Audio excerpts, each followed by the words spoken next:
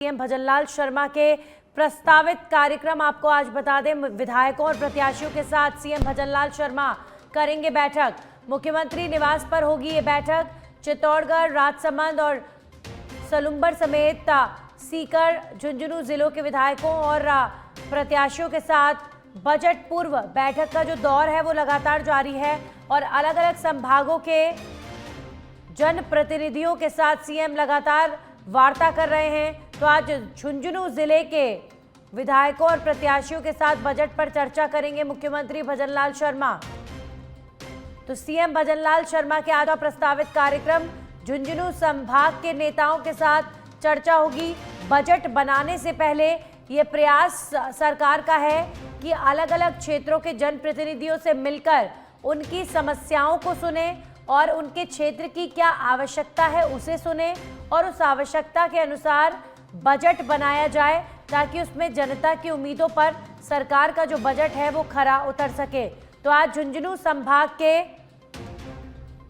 नेताओं के साथ सीएम भजनलाल शर्मा की होगी बैठक और बजट पूर्व तैयारियों को लेकर मंथन होगा। झुंझुनू क्षेत्र की आवश्यकताओं को तवज्जो देने के लिए आज की बैठक बेहद महत्वपूर्ण बताई जा रही है।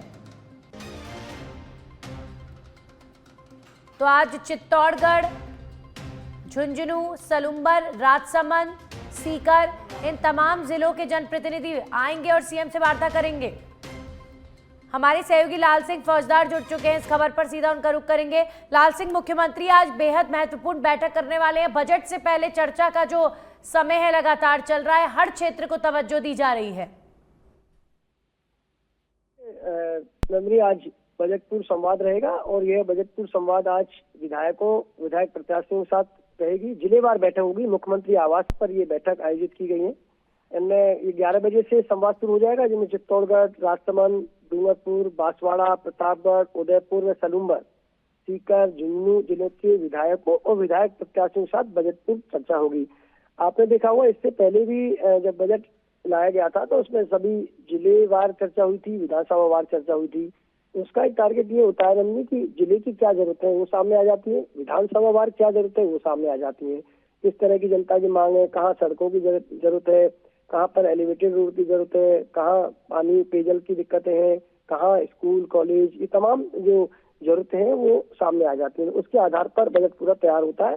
लिहाजा एक एक जिले वार, एक एक विधानसभा को लेकर चर्चा करेंगे और उस चर्चा के आधार पर विधानसभा वार बजट से पूर्व उनकी मांगों को उसमें शामिल किया जाएगा।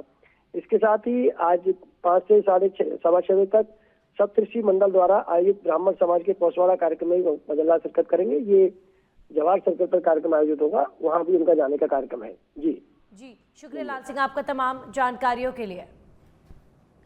तो मुख्यमंत्री निवास पर महत्वपूर्ण बैठक, आज कई क्षेत्रों के जनप्रतिनिधि आएंगे और अपने क्षेत्र की आवश्यकता बताएंगे ताकि बजट में उन बिंदुओं को शामिल किया जा सके।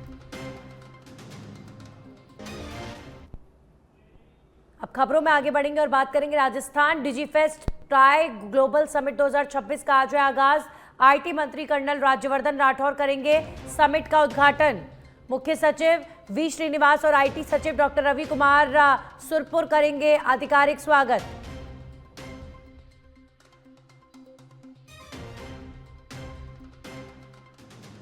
वैश्विक मंच,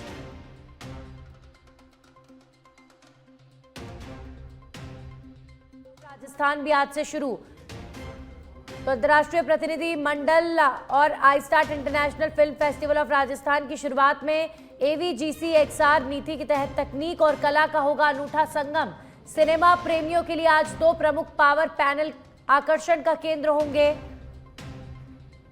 तो आज डिजीफेस्ट का आयोजन जयपुर से बड़ी खबर आपको बता दें, हमारे सहयोगी निरंजन जुड़ चुके हैं। Niranjan, Rajasthan Digifest try global summit 2026 की शुरुआत, क्या खास रहने वाला है इस समिट में?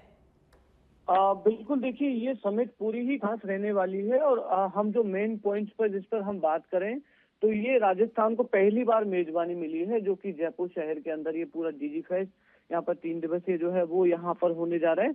यहाँ पर तमाम एंटरप्रेन्योर्स यहाँ पर आएंगे और तमाम जो बड़े लोग हैं, यानी कि जिनकी बड़ी बड़ी कंपनीज हैं और बड़े बड़े जो है व्यापार हैं उनके, वो यहाँ पर आकर सरकार से चर्चा करेंगे। उसके अलावा जो लोग जिनकी खुद की कंपनियां हैं, जो राजस्थान से बिलोंग करते हैं, उन्हें भी यहाँ पर जो है वो मौका दिया गया है और इसकी विधिवत वैसे शुरुआत हो चुकी है। कई फिल्मों की स्क्रीनिंग यहाँ पर की जाएगी और आज पूरी तरीके से जो इसकी शुरुआत है वो शाम 4 बजे करीब जो है वो यहाँ पर हो जाएगी और मंत्री राज्यवर्धन सिंह राठौड़ है वो यहाँ पर इसका उद्घाटन करेंगे। और देखिए बड़ी अच्छी बात है क्योंकि राजस्थान को लगातार मेजबानी जो है वो कई कार्यक्रमों में मिली है, तो इसी में राजस्थान को इस समिट का पूरा जो जिम्मेदारी है वो ग्लोबल समिट है वो उसकी मिली है।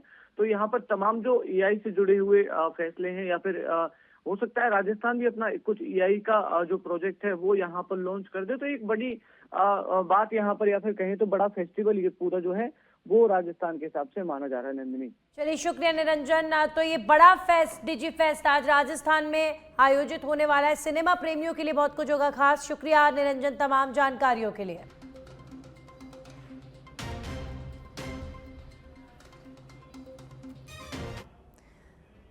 और एक और बड़ी और सनसनीखेज खबर झुंझुनू से आ रही है। झुंझुनू के मुकुंदगढ़ से ये खबर है जहां पर पुलिस की सजगता से टली एटीएम लूट की वारदात। बदमाशों ने मंडी चौराहे से उखाड़ा एटीएम।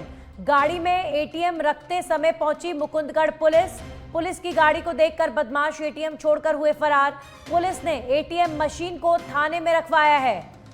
तो ये जो खबर है ये पुलिस की सजगता की निशानी है। बदमाशों ने मंडी चौराहे से एटीएम उखाड़ दिया लेकिन पुलिस वहां पर समय रहते पहुंची। और ये देखिए इस तरह की जब सफलतापूर्ण कहानियां पुलिस की सामने आती है तो बड़ा गौरव महसूस होता है। झुंझुनू में बदमाशों ने मंडी चौराहे पर एटीएम लूट की वारदात प्लान किया था लेकिन पुलिस की सजगता की वजह से ये वारदात होने से बच गई है। तो पुलिस की सतर्कता से टल गई है एटीएम लूट की घटना। बदमाशों ने मंडी चौराहे से एटीएम तो उखाड़ा लेकिन पुलिस वहां पर समय रहते पहुंच गई और ये वारदात होने से बच गई है। तो पुलिस ने एटीएम मशीन को भी फिलहाल थाने में रखा है। पुलिस की गाड़ी को देखकर लुटेरे मौके से फरार हो गए। ये तस्वीरें आप देखिए, ये तस्वीरें डराने वाली है कि कैसे एटीएम मशीन्स को लुटेरे निशाना बनाना चाहते हैं लेकिन पुलिस की सजगता से यह घटना होने से बच गई। खबरों में अब आगे बढ़ेंगे। जयपुर से बड़ी खबर आ रही है। बाड़मेर बालोतरा जिलों की सीमा में फेरबदल पर अब सियासत गर्माती जा रही है। पूर्व मुख्यमंत्री अशोक गहलोत ने फैसले को बताया तुगलकी फरमान। 31 दिसंबर की मध्य रात्रि में आनन फानन में यह बदलाव किया गया था।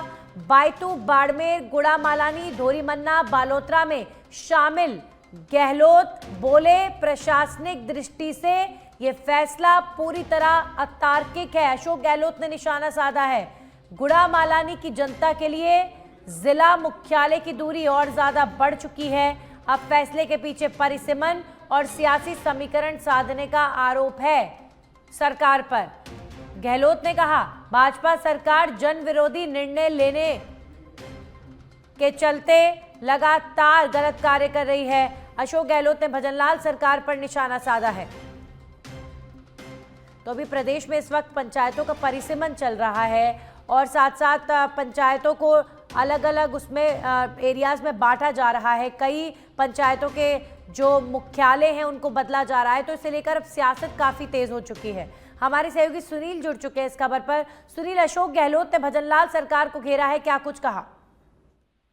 बिल्कुल नंदिनी, देखिए कि पहले ही कांग्रेस है लगातार भाजपा पर निशाना साध रही है कि पंचायत निकाय चुनाव में देरी हो रही है। अब जब जनगणना होनी है तो 31 दिसंबर तक ही जो जिलों की जो सीमाएं हैं, ग्राम पंचायत की जो सीमाएं हैं, उनमें आप फेरबदल कर सकते थे।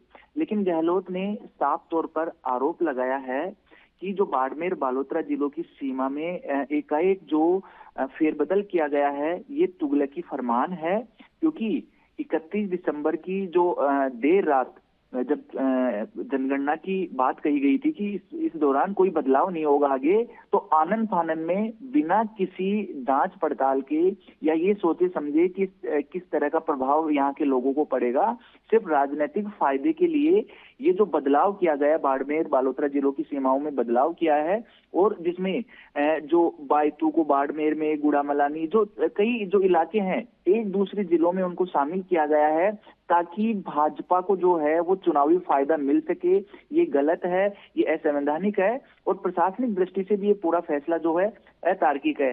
अशोक गहलोत से पहले गोविंद सिंह डोटासरा भी आरोप लगा चुके हैं प्रेस कॉन्फ्रेंस करके कि राजनीतिक फायदे के लिए जो जिलों की सीमाएं हैं, जो ग्राम पंचायतों की सीमाएं हैं, उनको जबरदस्ती तोड़ा जा रहा है। जो जनता है उनके जो हक है उनका ध्यान नहीं रखा जा रहा है, सिर्फ राजनीति की जा रही है। इसको बड़ा मुद्दा है वो कांग्रेस बना रही है, क्योंकि पंचायत चुनाव में कई महीनों का डिले चल रहा है। अप्रैल के अंदर जो पंचायत निकाय चुनाव होने हैं और 31 दिसंबर के बाद में किसी भी तरह का जो बदलाव है वो नहीं होगा। ऐसे में जहां पर बदलाव नहीं कर पाए थे, परिसीमन की प्रक्रिया पूरी नहीं कर पाई थी सरकार, वहां पर डेडलाइन आने के बाद 31 दिसंबर की रात को एकाएक कई ग्राम पंचायतों में, कई जिलों में ऐसे बदलाव किए हैं जिसका कांग्रेस खुलकर विरोध कर रही है। इसी को लेकर पूर्व मुख्यमंत्री अशोक गहलोत ने भी आज ट्वीट किया है और साफ तौर पर भाजपा सरकार को, भजनलाल सरकार को आड़े हाथों लिया है। बिल्कुल सुनील, बने रहिए आप हमारे साथ। एक बार फिर से अगली खबर पर आपका रुख करेंगे। तो अशोक गहलोत ने भजनलाल सरकार पर निशाना साधा है।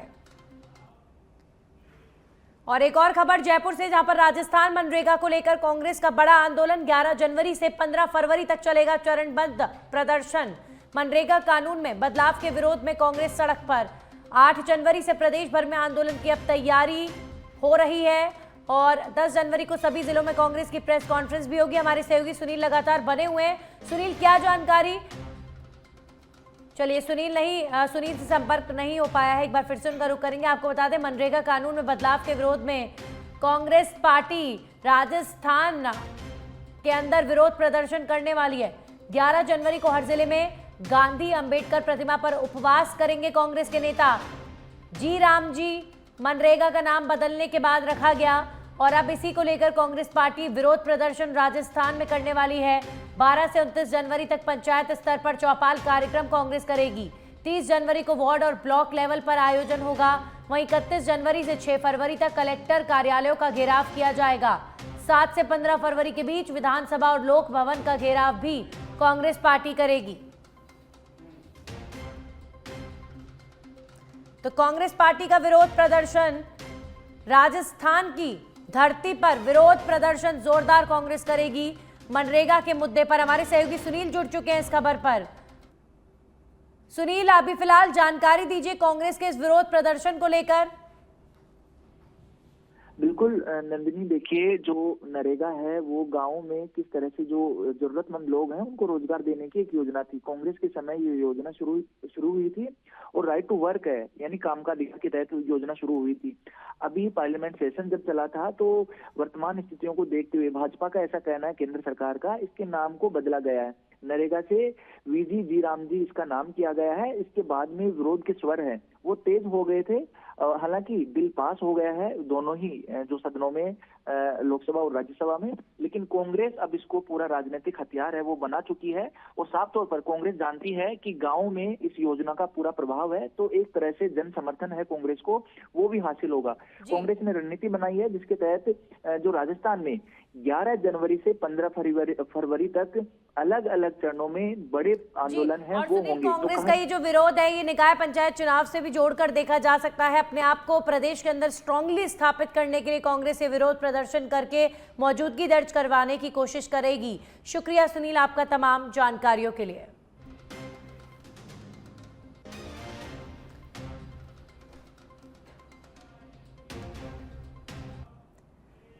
अब खबरों में आगे बढ़ेंगे। जयपुर में स्वच्छ सर्वेक्षण 2025 को लेकर जयपुर नगर निगम की सघन समीक्षा स्वायत्त शासन विभाग ने निदेशालय में की है। उच्च स्तरीय बैठक, शासन सचिव रवि जैन ने की बैठक की अध्यक्षता। समयबद्ध और प्रभावी क्रियान्वयन के सख्त निर्देश दिए गए हैं। वहीं जोनवार सघन मॉनिटरिंग पर विशेष जोर दिया गया है। अधिकारियों को रोजाना 2 बार वार्ड निरीक्षण के आदेश दिए गए हैं। विजिबल क्लियरेंस मजबूत करने के निर्देश दिए गए हैं। वहीं स्वच्छता अभियान को जन आंदोलन बनाने की अपील की गई है। बेहतर कार्य करने वाले निरीक्षकों को मिलेगा सम्मान। नगर निगम की सघन कार्यक्रम बैठक जिसमें स्वच्छता सर्वेक्षण समेत कई मुद्दों को लेकर चर्चा हुई है। कुणाल जुड़ गए इस खबर पर। कुणाल, अपडेट दीजिए नगर निगम की इस बैठक को लेकर। आपको बता दें कि स्वच्छ भारत मिशन है, उसके तहत इस बैठक का आयोजन किया गया है और बैठक में तमाम जो निगम के अधिकारी हैं वो यहाँ पर मौजूद रहे। शासन सचिव रवि जैन के नेतृत्व में जो है अध्यक्षता में उनकी जो बैठक का आयोजन हुआ।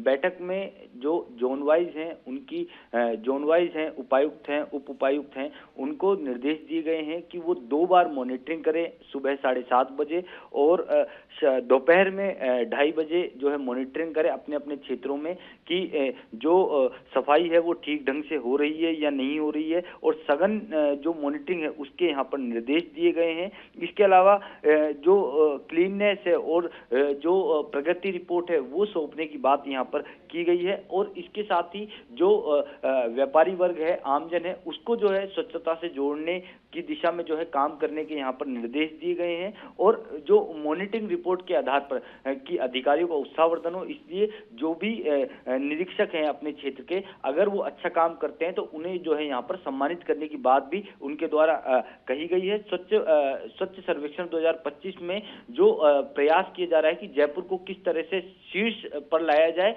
और यही कारण है कि लगातार जो है इस दिशा में जो रवि जैन है मॉनिटरिंग कर रहे हैं और काम कर रहे हैं। चलिए, शुक्रिया कुणाल तमाम जानकारियों के लिए। तो नगर निगम की बैठक और अब आने वाले समय में सफाई व्यवस्था, स्वच्छता सर्वेक्षण और साथ ही साथ अन्य कार्यों को लेकर अलर्ट रहने की हिदायत दी गई है।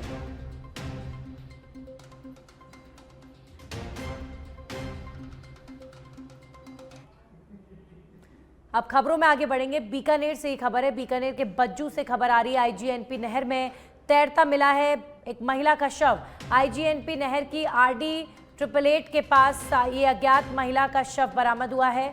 बज्जू पुलिस कर रही है महिला की पहचान के प्रयास, लेकिन 4 दिन बीत जाने के बाद भी अभी तक महिला के शव की पहचान नहीं हो पाई है।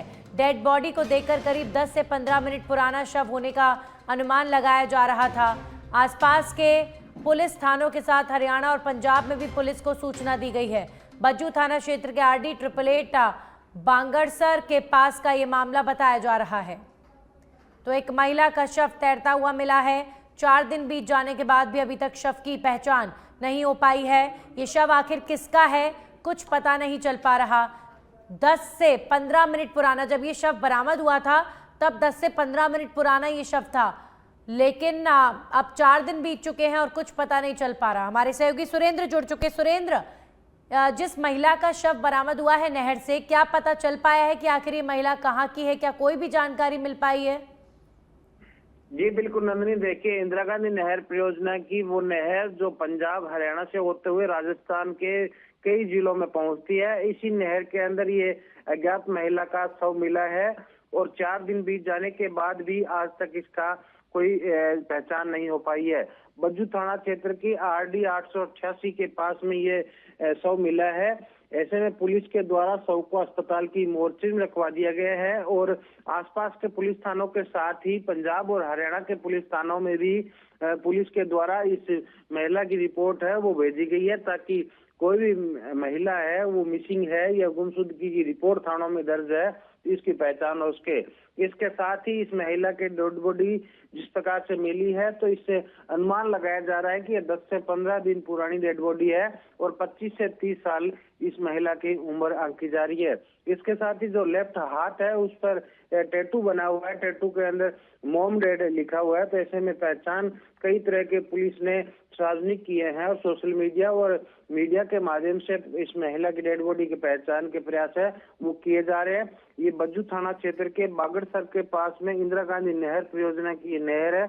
इस नहर की आरडी 888 के पास में 1 जनवरी को ये डेड बॉडी मिली थी और पुलिस को ग्रामीणों के द्वारा सूचना दी गई थी, जिसके बाद में पुलिस ने शव बाहर निकालकर मोर्चरी में रखवाया हुआ है और लगातार है इस महिला की पहचान करने के प्रयास है वो किए जा रहे हैं। हालांकि अभी तक महिला की पहचान नहीं हो पाई है। जी शुक्रिया तमाम जानकारियों के लिए सुरेंद्र। तो एक महिला का शव नहर से बरामद हुआ है। महिला का शव 4 दिन हो चले हैं, अभी तक पहचान पुलिस नहीं कर पाई है। वहीं टोंक जिले के निवाई उपखंड की ग्राम पंचायत असींद्रा के गांव देवरी में शनिवार शाम खेतों के पास स्थित चारागाह भूमि में खुदाई के दौरान एक संदिग्ध सिल्वर डेग मिलने से क्षेत्र में सनसनी फैल गई।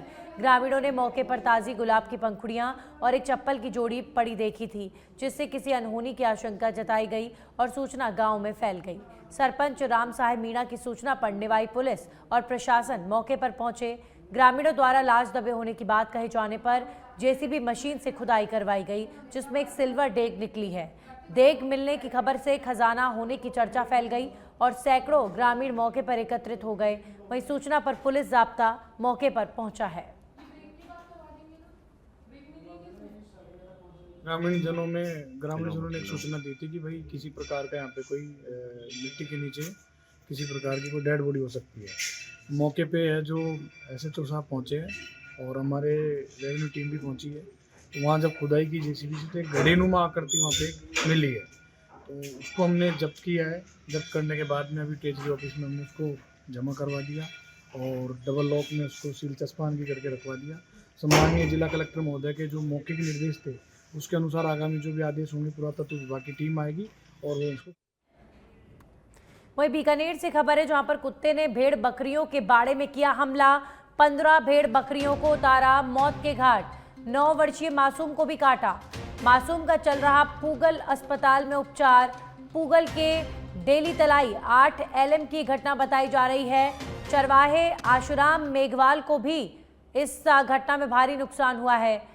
ग्रामीणों ने अब पीड़ित को मुआवजा देने की मांग की है। तो एक जंगली कुत्ते ने पशुओं के बाड़े में घुसकर 9 से 10 भेड़ बकरियों को निशाना बनाया और एक 9 साल की मासूम को भी निशाना बनाया है। इस मासूम बच्ची का पूगल अस्पताल में इलाज चल रहा है। चरवाहे आशुराम मेघवाल को इस घटना में भारी नुकसान हुआ है और अब मुआवजे की मांग की जा रही है।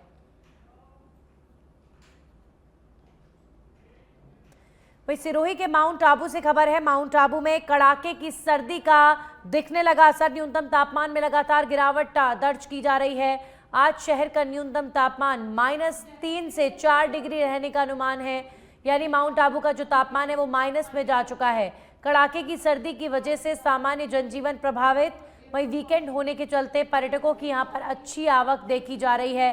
और एक आप देख सकते हैं तस्वीरों में माउंट आबू में बर्फ की जो परत है वो भी यहाँ पर जमी हुई नजर आ रही है। तो -3 से 4 डिग्री टेम्परेचर माउंट आबू में रह सकता है आने वाले दिनों में। 15 जनवरी तक कोल्ड वेव को लेकर पूरे राजस्थान में अलर्ट जारी किया गया है।